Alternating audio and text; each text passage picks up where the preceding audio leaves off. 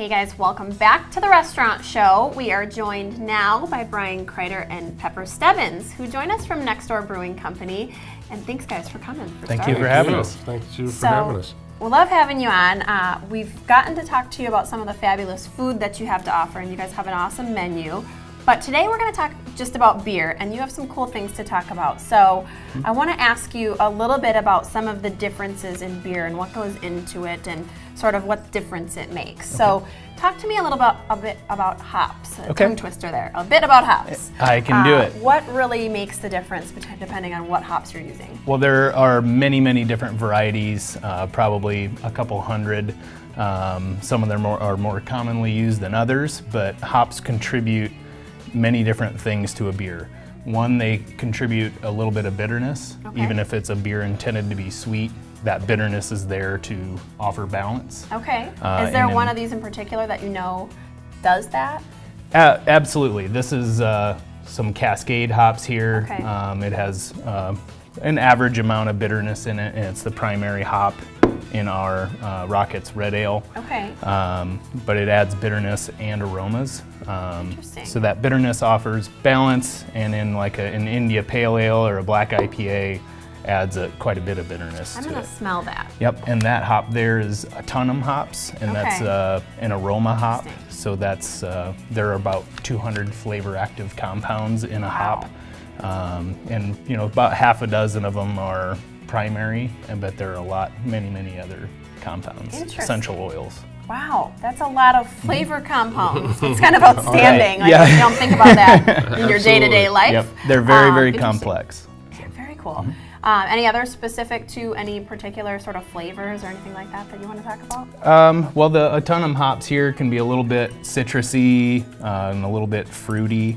And depending on when you use them in the process, what temperatures they're exposed to, you can extract different chemicals or different essential oils. So this one, the Autumnum, we use at the end of the process with the Bray Road Beast India Black Ale.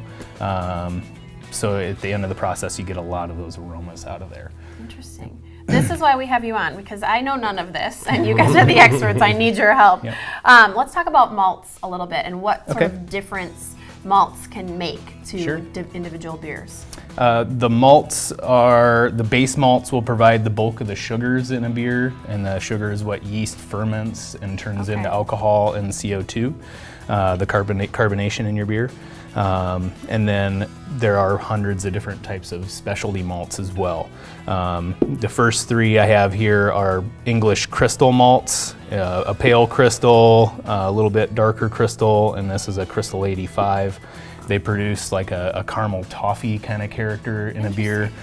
They also add a great deal of color. So like this Rockets Red Ale here is a real clear ruby red color.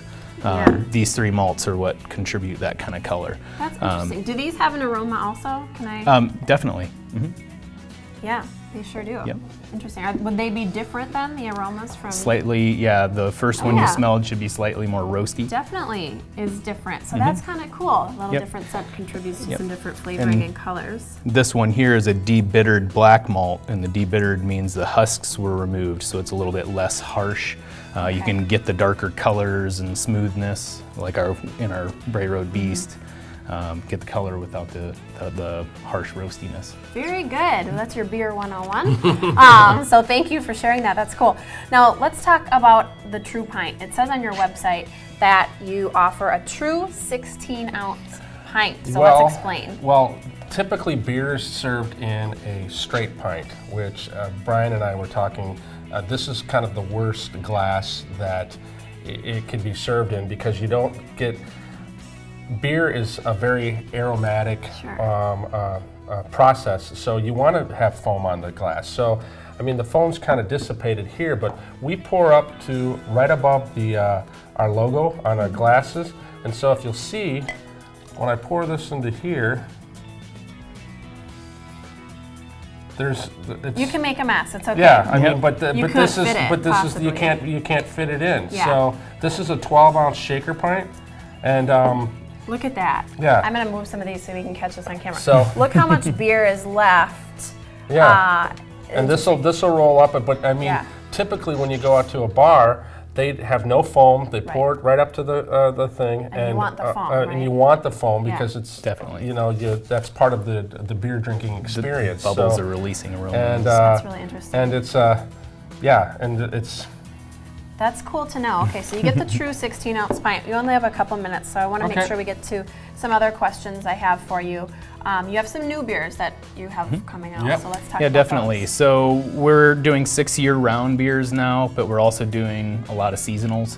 So for this fall, we're going to be in mid-October going to be releasing an American Stout, and then in December we're going to have a strong Scotch Ale, a Russian Imperial Stout, and then we have a lot of collaboration beers we're going to be releasing as well. Yeah, that's cool that you guys do that. So in case you don't have to share all of them, but tell us what that is, the collaboration beers. Sure, we do a lot of collaboration beers with local businesses and organizations, a lot of nonprofits, and we'll sit down with them and come up with a recipe and let them come in and brew the beer with me. So you can actually come in and Yep, brew your experience own beer. the process, definitely. we're having a porter, which we did with the Madison Ballet. Okay. We did a compliant client, they named the beer, with Stephen and Brady. And we've got Well, the honey ale that we brewed with the Wisconsin League of Conservation Voters. So that one will be called Honey the ale. Busy Bee Ale. Busy Bee, good names. I like the rhyme. So Support compliant pollinators. client, that's a good one for me. Cool. All right, and some events. Let's talk about really quick. October 4th. We're at October 4th. We're down at the Janesville Irish Fest, and then we're at Quibby's Grove. And so that's 2 events that we're at. And stop by and see us at either place if you're in the neighborhood. Awesome. And yeah. And interestingly, we were talking before the show, you started actually distributing to some other places. Yeah, we're on too. 7 places around town. We're even out in Fort Atkinson and in Sun Prairie as well. That's great. So yeah. So awesome. So we can get your beer at some other locations, Yep. but come on in. These guys are the best. So as we know, you guys have given us some great information here on beer, and they got great food too. So Next Door Brewing Company on Atwood Avenue. Well, let's do our cheers real Yeah, quick. let's give a little toast. And wherever you live, Cheers. your next beer is next door. There you go. That's Okay, it. thank Said you. well. We'll be right back with more Restaurant Show.